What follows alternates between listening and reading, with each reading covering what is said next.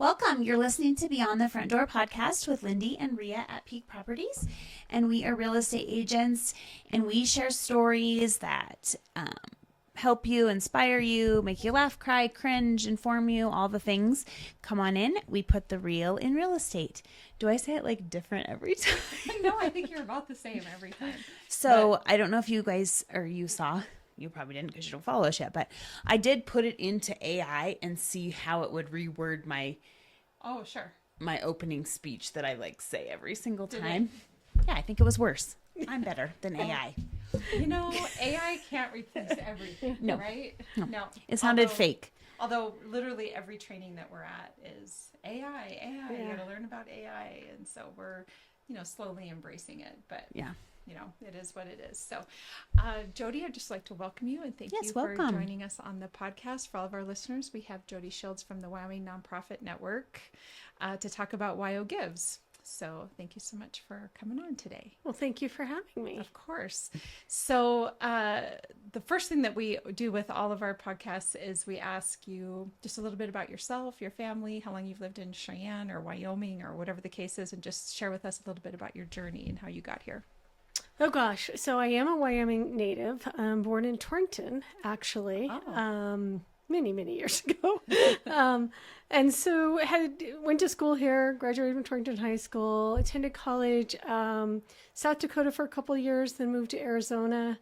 I thought I had to see as everybody not the does, world, but something different. Something different than Wyoming, especially when you come from small town Wyoming. Yeah, very small town. Yeah. And so graduated from Arizona State University. I knew I wanted to get back to this region.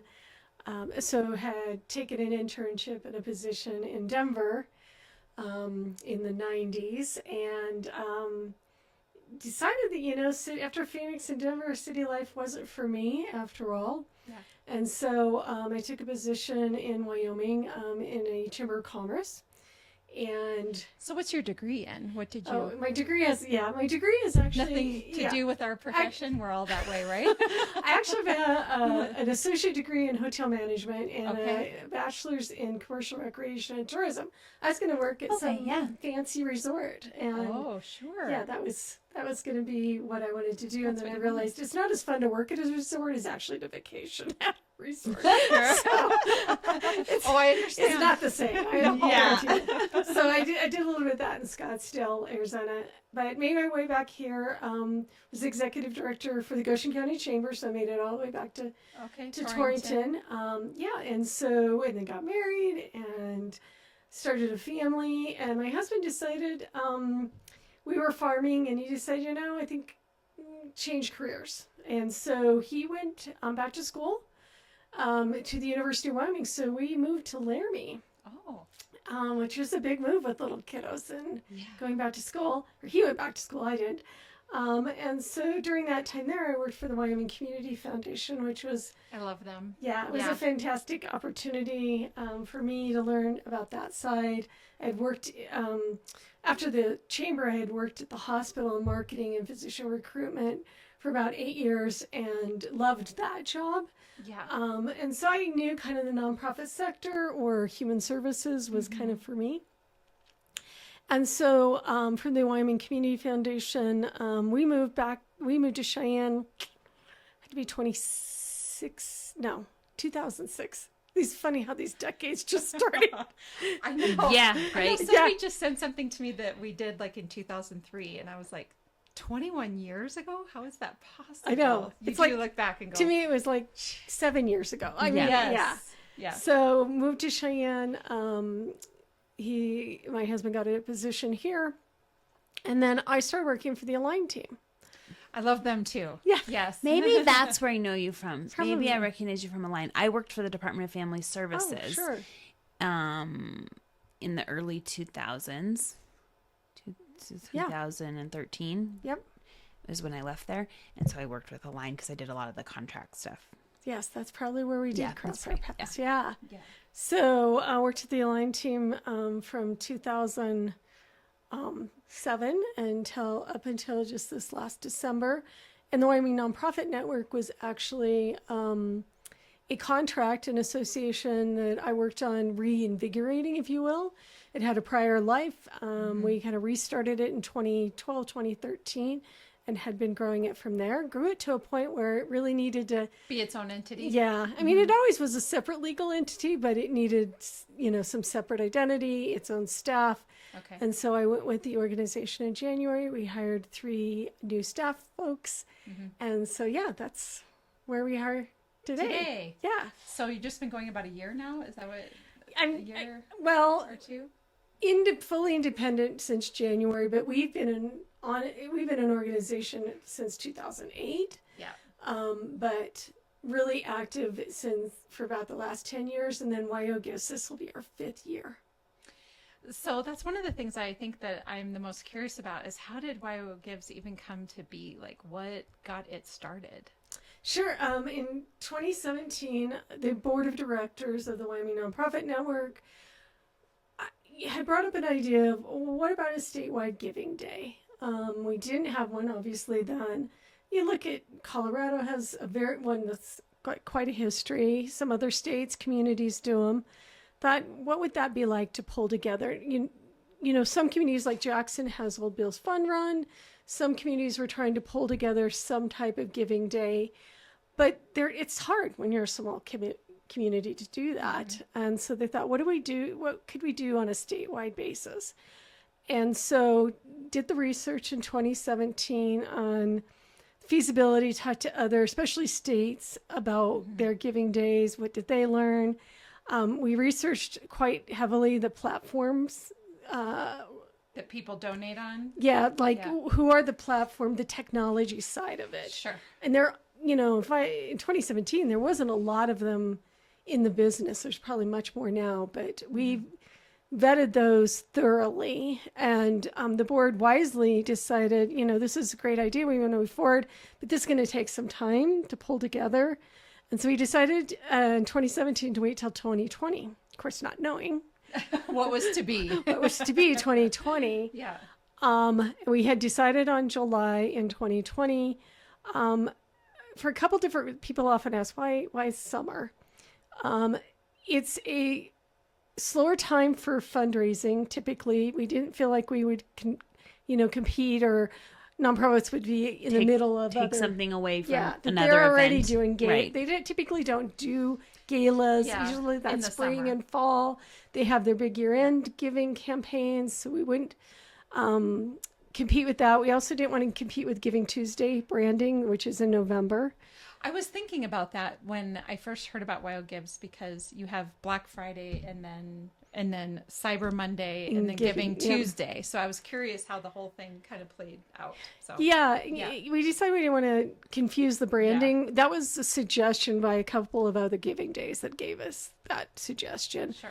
And July, we always knew that was Statehood Day, right? It was in July. We knew it wouldn't always fall on the day, and frankly, everybody's in a pretty good mood. Yeah. It's summertime. We get to be outside. Right? Yeah. The weather's nice. People are in a good mood. People are, Yeah. So we decided on July, of course, March 2020, as we were approaching getting into the planning, and then COVID hit, it was a little bit of a panic about how are we going to do this? But then it was a virtual day of giving online. Yeah. And a lot of nonprofits had canceled their events in the spring. It probably was kind of a blessing. So it really was a blessing. Yeah, it really was. We had the John P.L. Bogan Foundation come in with a match because of COVID and did a match for us. We never set up, we knew that some giving days have matches. We decided that it would be great if we had one, but we didn't have the staff resources really to put into recruiting that. And we really wanted to set up a platform and an opportunity for nonprofits to participate in online giving and also recruit their own matching sponsors and challenge sponsors. So it was, something, a wonderful surprise for us. So the board originally had said, okay, we're going to set some goals. And if we have 100 organizations and we raise $100,000 first year, we'll do it again. If we don't, we'll say, hey, that was fun. Yeah, we'll wrap it up. Right? Well, with the John P. L. Bogan Foundation match of $100,000, and then what the organizations raised, we had $571,000 that first year. Wow. We had about 123 organizations, so we surpassed our goal. We're super excited, and it was such a fun, uplifting event. Believe it or not, online, that you can actually make that happen. Well, I think sometimes people appreciate being able to give and not have to go to an event as well, right? Mm-hmm. It's the, what do you call that? It's called something. The no attend event, or I can't remember what it's called. But yeah, I think, and especially during the summertime, right? Right. Yeah, everybody's outside and enjoying themselves. Yeah, I'll give, and that's all I got to do. I remember it, and I remember you could share which organization you donated to or just donated, and I think that also helped because people were online more, because they were online. Mm-hmm. Yes. What else could we do? Yeah. Right. Yeah, it was fantastic, and I think people got a chance, to see the website, which is very interactive the day of, because it has the ticker. You can see the dollars coming in, the number of donors. You can see the organizations in real time. Mm-hmm. Sure. So that is critical, that you could see it live that you know day. where your money's going. Right. Yeah. Right. And we're very happy with our platform partner, GiveGab, which is now Bonterra. It's a very robust platform, and it allows donors to go online that day. It's kind of like going to Amazon. You just fill your shopping cart, right? You just choose which donor or which organization. You can search by name, cause, or geography. So if it's by county, if you want to give in your county, and then you can select, one or more organizations in one checkout, make it all happen. That's handy. I guess I haven't done this before. Yeah, I will be this year. Yeah. But I didn't realize that you could just sort of pick the organizations you want to give to and have a total in your card. That's pretty awesome. Yeah. Mm-hmm. And so, it's grown exponentially since then. Yeah. Probably a little overwhelming at times. It is. It's a bit overwhelming, but it's fun as well. So we had an incredible match come in the second year, just a few hours before launching. Really? Yeah. So that was a long 48 hours of being awake. But the Hughes Charitable Foundation came in totally surprised, unsolicited, with $1 million match. Wow. And so that really propelled us and to the next level. And they have since changed a little bit the parameters of the match, of how that works. But today, or this year, it's actually an incentive pool, so it's set up a little bit differently. Not every organization qualifies for that pool, but like I said, many organizations also recruit their own challenges. And Yeah. Mm-hmm. And we have fun prizes too. Every year we've had prizes, but how do you win a prize? So many of them are related to the timing. So we have the ever popular 3:07 a.m. prize. So the donor who gives closest to 3:07 a.m., that organization they donate gets $307. And so it's kind of bragging rights too, because it's fun to watch. It's a whole thing, kind of like eBay. Yeah, sure. Hit the right button at the right time. So we have the first donor of the day, which is midnight, right? Sure. And then, lots of different time, 3:07 p.m. We have, when we go past those 1 million, 2 million, 3 million, hopefully, thresholds, that donor that gets it past us, that threshold, that organization gets $1,000. And so we have over $17,000 in prizes. That's awesome. And tell us, how do you do the prizes? Are you live somewhere, or is it just on the website? How do people, would they follow? How do they know? For the ones that we can award, pretty quickly. I mean, the ones the 307 and that stuff, but what about the money-wise? So we announce prizes on social media as they're awarded. That also, we update the website, and so you'll see who won. This year we are doing live stream on July 10th. Yeah, we tried it a few years ago, but we're doing it this year, so we'll definitely be making announcements on our Facebook page. That'll be cool. Yeah. That is just so amazing. I think that live stuff where you can interact and not leave your house is cool. The animal shelter did it one year where they locked them all in the cages, and then you could get on and donate, and they were like counting down to where they were gonna like spray them all with water or something, like all the employees, and they were trying to get enough money to get them out of there, and you're like, oh no, and you're trying to help them. I thought it was so fun. That's fun. Yeah. Yeah, there's this year we have 380 nonprofits participating. Wow. Yeah.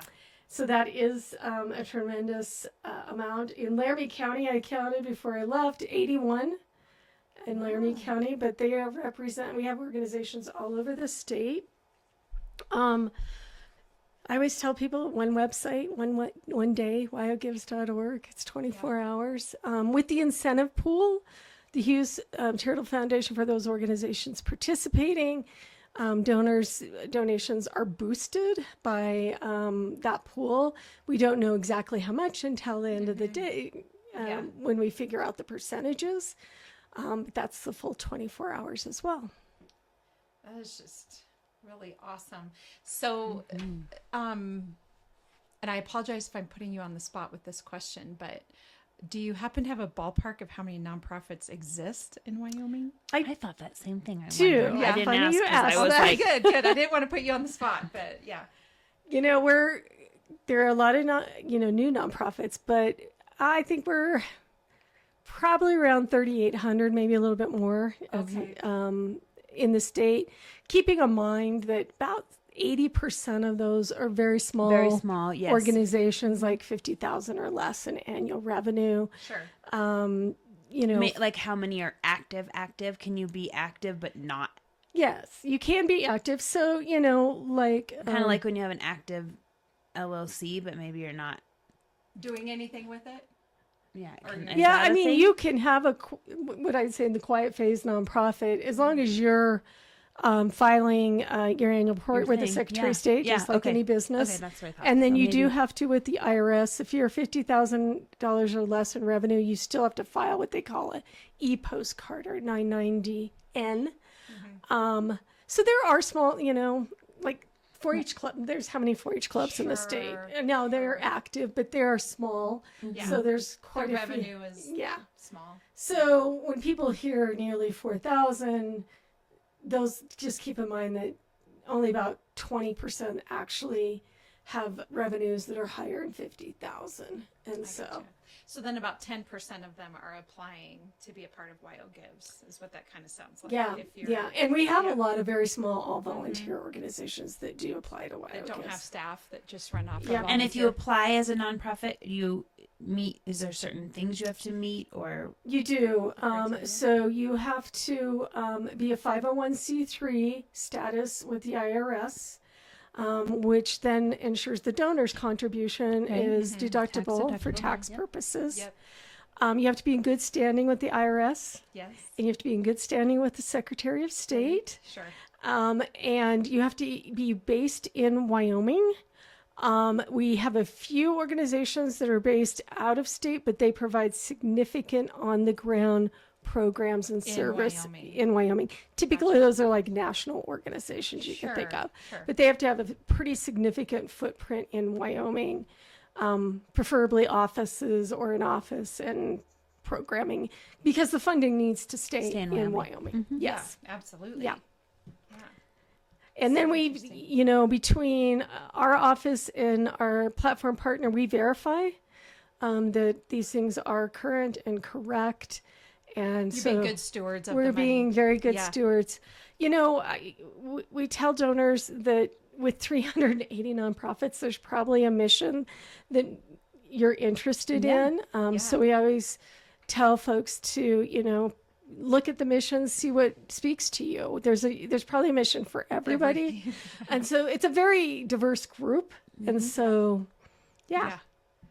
I love it. I love that. I guess that this exists and that you guys had this really wonderful idea, and online makes complete sense. Now, are any organizations doing like physical activities around WYOGIVES? Some of them do. Some of them will do like the fun you mentioned, like fun activity with the animal shelter. Yeah.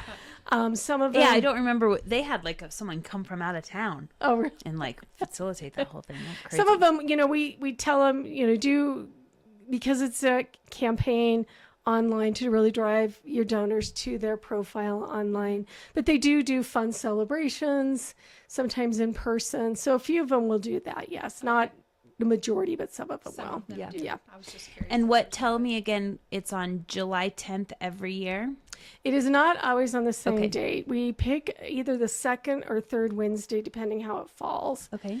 In July. And so this year it's on July 10th, which so happens to be the actual statehood day.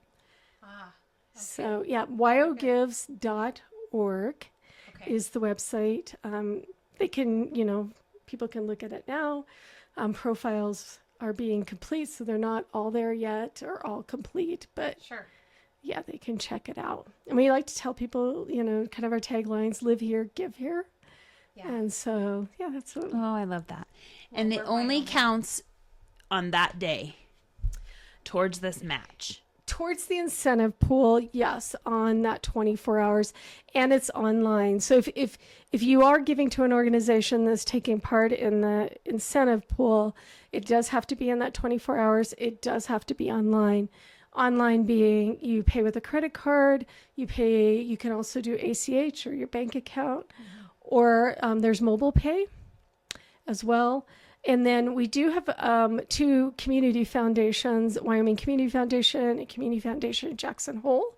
If a donor has a donor-advised fund there, only those two places, they can give through their donor-advised fund. Okay. Very interesting. Yeah. That's new this year. Oh, well, very good. Well, it just sounds like it's just growing and you're adding and tweaking as time goes on. So yeah, we raised over $4 million last year with the matches and incentive pools. So we'll see where we're at this year. It's very exciting. Yeah. I love it. Well, we launched right into WYOGIVES, and I guess I would love to backtrack for just a minute. And if you would be willing to share just a little bit about the Wyoming Nonprofit Network, like what do you what do you do with the Wyoming Thank Nonprofit? you for that question. Yes. Yeah. So we advocate, amplify, and cultivate is our three main terms for nonprofits in the state. We're the state association for those charitable nonprofits, so 501c3s. There's a state association for everything. Yeah, I think there really is. There really is. But I used to, over 20 years of my career has been in the nonprofit world. And so I really appreciate that there is a statewide association because you need resources. So many nonprofits get started and everybody's very green, they're very new. Beginner is maybe the best word. If you start a nonprofit or you get going with a nonprofit, oftentimes people are beginners at what it takes to run a nonprofit or, run a board of directors or, everything involved. So I think it's really great to have a statewide association for support or resources. It is really important. We do provide a lot of professional development. We do board training workshops is one of kind of our cornerstones. So we go to different communities. Our Director of Learning and Development, Tess Middlestat, does that. And so board training is always something organizations are needing. Yeah. We have resources and tools, webinars. We have an HR workshop coming up in August in Lander. We'll do a financial leadership training in Casper in September. Then we'll have a number of webinars this fall and winter. We have an annual conference. In May? In May, okay, yeah. We were in Casper this year. Yep. And then we do serve as kind of the collective voice for the sector from a kind of broad standpoint. And so a lot of the reason I know the number of nonprofits, we do data collection. Sure. So we do and impact reports. And so we facilitate research on that information. Isn't the nonprofit sector in Wyoming one of the largest employers as a whole? Yeah. So our last data, when we ran the numbers, we were 16,000 employees. By 501c3s. That's a big number. That is a big, and people I think just don't realize it. It's kind of the hidden. A lot of times it's a hidden sector. It is. It kind of is. Yeah. I always I think the nonprofit world is really great because it gives you an opportunity to make a difference in whatever, just like what you were talking about, whatever thing that you care about. Mm-hmm. But as an employee in the nonprofit sector, probably the biggest draw is flexibility, right? Like you can, that you, I used to say this when I was, when I would hire staff to come work for me at my nonprofit agency. I expect everybody to come and to work hard and do all the things that a typical employer would do, but sometimes we're not bound by the restrictions of a major corporation, Mm-hmm. right? So there's some flexibility there in terms of scheduling or in terms of, being able to set your schedule and that sort of thing. And so it's just a plug, I guess, for the nonprofit sector. If anybody is out there looking for part-time work, or, if you're, if you need a little bit of flexibility or you're looking to make a difference, I think that the nonprofit sector is huge for that. It is. There's so many different kinds of nonprofits that, from an industry standpoint, everything from case management and human resources to a curator and a museum to yes, executive directors in all the different types of nonprofits, from arts, education, health, human services, fund development, raising fund. There's just a lot of different opportunities. We have a job board on the Wyoming Nonprofit website, WYNonprofit.org. Sure. And so that's a benefit of membership. You can post jobs for free. And so it's always interesting. I go look, because they can do that themselves. So I go look once in a while, and just, I'm always amazed at the different types of jobs there are, and really interesting, right? Yeah. Whether it's outdoor recreation or whatever it might be.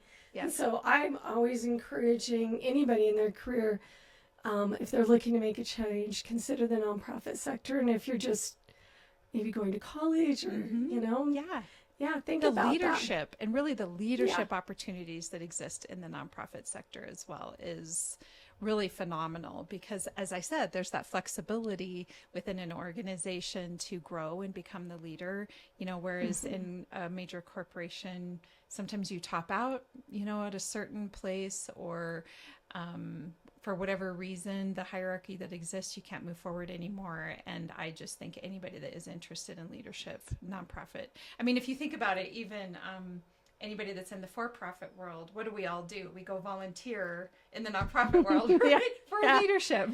Right. That's what we do. You go sit on a board and you help grow that organization and make it the best version of itself it can be. So I don't even know what we would do without nonprofits.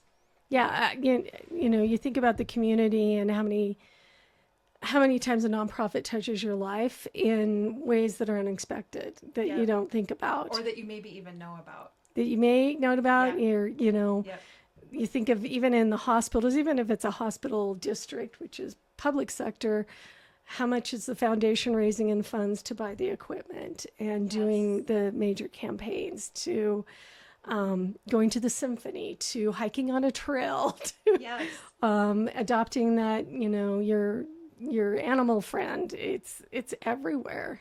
Yeah. And so I think that's sometimes it is kind of a hidden fabric, but it's important. And I think the other plug I'd like to make for the nonprofit world is that you're choosing where your money goes, right? Like if you, here in Wyoming, we really pride ourselves in having lower taxes, right? Like we don't have the state income tax, and these services all have to be provided in one way or another. And so it's what I love, what really fits in with Wyoming is that instead of being taxed to the gills, essentially, to have all these services, we can choose and donate to the organizations that we care about. And we're clearly doing a pretty good job of, we're doing a good job of supporting those organizations to make sure that those services continue, that the hospitals get the equipment they need, or animals get the shelter they need, or children get the care they need, or the hungry or the homeless, or, any of these things. We as a community, as individuals, get to decide, we can choose where our money goes instead of somebody else choosing for us. I think is essentially one of the benefits of the nonprofit world. Yeah, that's a great point. Yeah, absolutely. You can, choose what speaks to your interest and heart. And, nonprofits are doing the work that doesn't make sense in the private sector, right? There's not a business model for... It's not a money maker. It's not a money maker. The government can't provide it. And sometimes, we do have government funding that comes in, but it's more efficient usually, right, from the nonprofit sector. Yeah. And so they're filling that need that neither sector can meet. Yeah, it really is a perfect combination of like what you're saying with government funding, private funding, foundation funding, whatever the case is, to have the diversity of funding to make it all work. And you're right, if it was just government, it wouldn't work like that, So it really does take a village is really what it comes down to. Yeah, and and wearing the association hat, the funding is just very critical. The landscape is challenging anywhere, but certainly in Wyoming for philanthropic support. Yeah. And so, it takes, the programs, the people keeping the lights on, those are the programs, right? Yes. And so I always really talk to donors about, those things just don't happen overnight or just magically. It takes investment in people. Yeah. And people are your programs. Yes, I completely agree. The services that are being provided. I actually sat in on the VOCA grant review committee this spring, and what I really liked about the way that they broke down those grant applications is that services, I do think you're correct in that people tend to think of if their money is going towards salary is different than the money going towards programs, and it's not. It's the same same thing. If that person is providing the service, then it's the program. And paying salaries, and you need the people. And you need the people. You have to have the people. You can't expect people these things aren't going to happen on they their don't own. have it for free. Yeah. No. They have to, feed their families. Yes. And so people are the programs for sure. And electric bills, gas bills, office supplies, salaries, those are not warm and fuzzy things. No, they're not, but we have to have them. They're a part of, we have to make the organization run, and we want it to run well. We want to be good stewards of the money. We want to make sure that we're being the most efficient and providing the services as best as we can, which means we have to pay people to do that, and we have to pay them well to do that. We a competitive wage. Yes. These are, many of them are working in very difficult problems in our community and challenging situations. Yep. We have to recruit and retain and talent and hang on. And so you have to have a competitive compensation package to do that. Same with like technology. To do efficient work, you have to have current technology. Nothing makes you more inefficient than an old computer. Right, an old computer. So we really do promote, investing in your staff and infrastructure so you can successfully meet your mission. Well, and even circling this back to WYOGIVES and people giving to those organizations, I think what maybe a lot of people don't know is that when you donate to a nonprofit agency, it's what we call unrestricted money, but it helps leverage the additional money that maybe is restricted. So if it is coming from a foundation or a governmental entity, there's a lot more, there's rules and regulations, and a lot of them want to match. A lot of them want to see that the community is giving to the organization and that they're not the sole funder of whatever it is that they're doing. So when you're giving to WYOGIVES and you're choosing the organization it goes to, you're helping that organization leverage additional funds. So not only are you giving on WYOGIVES Day and you're getting the match, that organization's getting the match from your wonderful match partners that are coming in, or those organizations match partners, but then you're helping that organization leverage additional funds that are out there across the state and across the country, and it's just win-win all the way around. I couldn't say it better. Awesome, Judy. Well, she's on the board. She's the president for CASA, so she's like got this down. Is CASA on there? Sarah. Yes. I'll say it is. So anyway, well, when you work it long enough and you are, and you've worked in nonprofits as well. So it is, we just want to see those agencies succeed, right? Yes. And give them every opportunity that they can. And you being available with the Wyoming Nonprofit Network, that's a huge resource for all the nonprofits, and of course this WYOGIVES Day. So thank you for everything that you're doing. Well, thank you. Yeah. And we hope this helps get people to the wyogives.org website to donate on July 10th. So what would be your actual instructions? If anybody that's listening and they're thinking, I want to give. She's saying 11. She says at 11:55, you need to open your computer. So how long does the process take, do you suppose? If you're navigating it for the first time, how much time should they give themselves? If you know who you're donating to, it's pretty quick. So you would go to wyogives.org anytime on July 10th, Mountain Time. And you can search by their names. So, you can put in 2 words or, and it'll find them. If you're not sure, then you could take longer. You might want to peruse a little bit, and you can search by, maybe a cause. Maybe I am interested in youth services, for instance, or disaster response. So you can search by cause, and then you can take a look at so it'll bring up a list. You click on them, and then you can view each of their profiles. Or maybe you want to look in a county. What are the organizations participating in my county? Sure. I would just note that there are organizations that do work statewide. So you will maybe see some organizations that aren't physically have an office here, but they serve this county. So that'll bring up quite a few, like if you're in Laramie County. And so if you're, looking around, it could take a little bit, however long it takes to make a decision. But once you fill your shopping basket, put in some basic contact information, check out. It's pretty quick.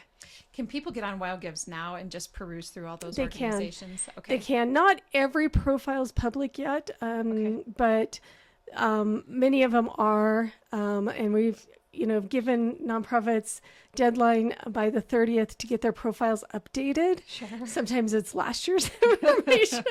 And so, but you can definitely take a look now. You can look at the prizes too. Sure. If you're interested in get a game plan together. Get a game plan there. If you're interested in fundraising for a nonprofit, you can sign up to do that as well.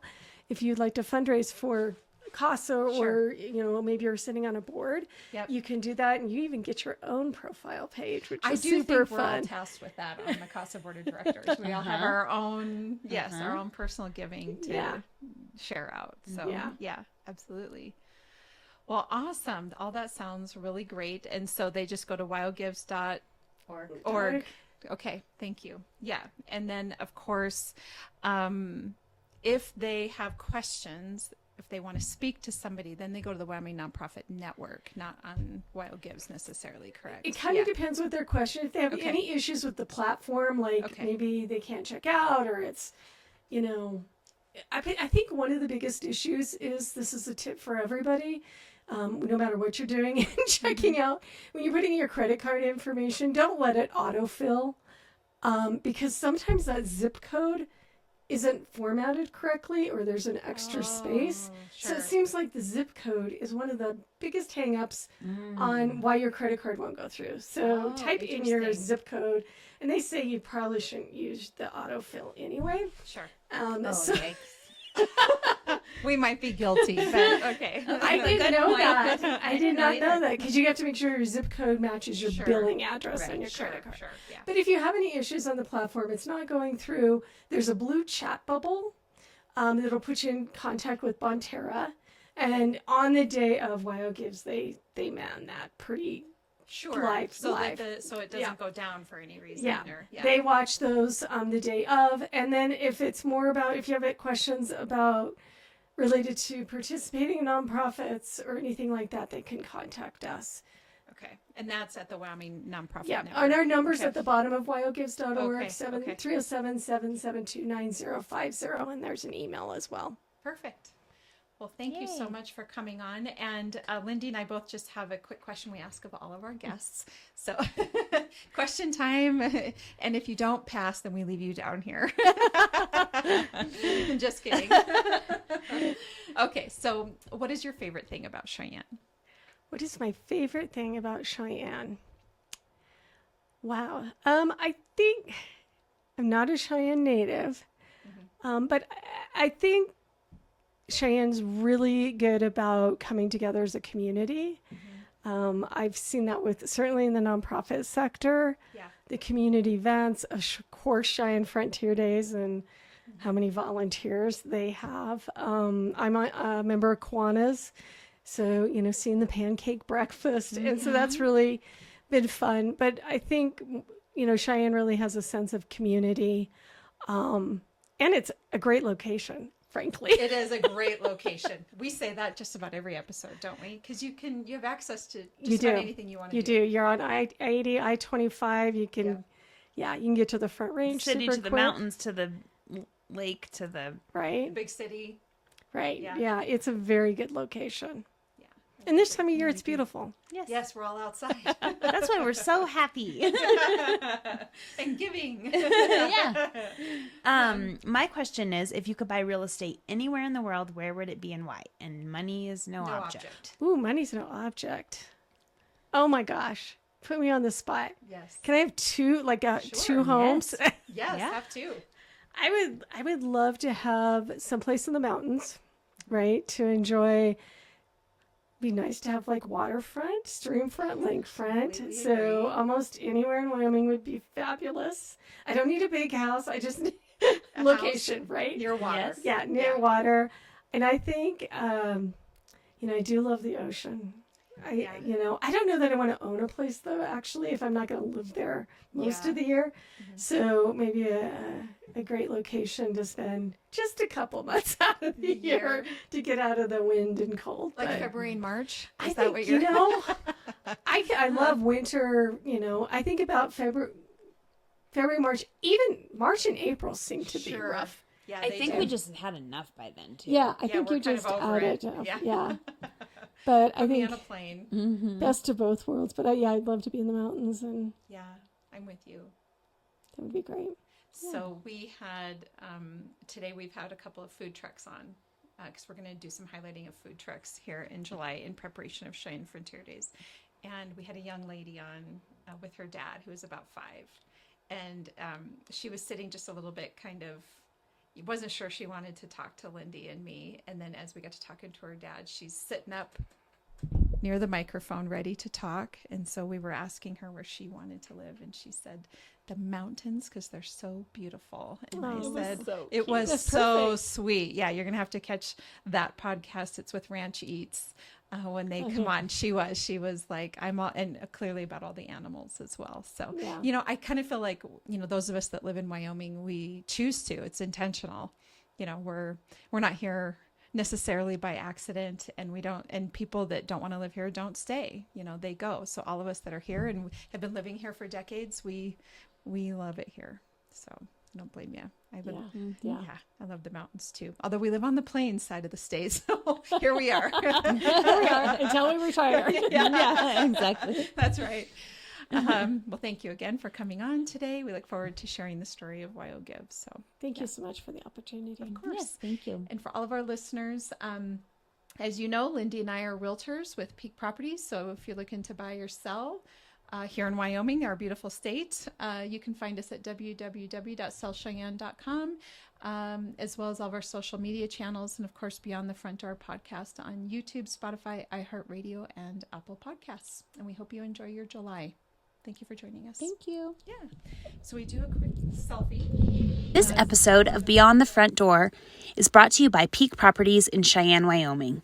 With over 75 years of combined experience in real estate, it's our goal to help clients buy and sell and save by providing the information you want and the professional services you expect. Let us help you with your residential, commercial, HUD, income-producing properties, as well as vacant land and rental needs. To learn more, visit www.sellcheyenne.com.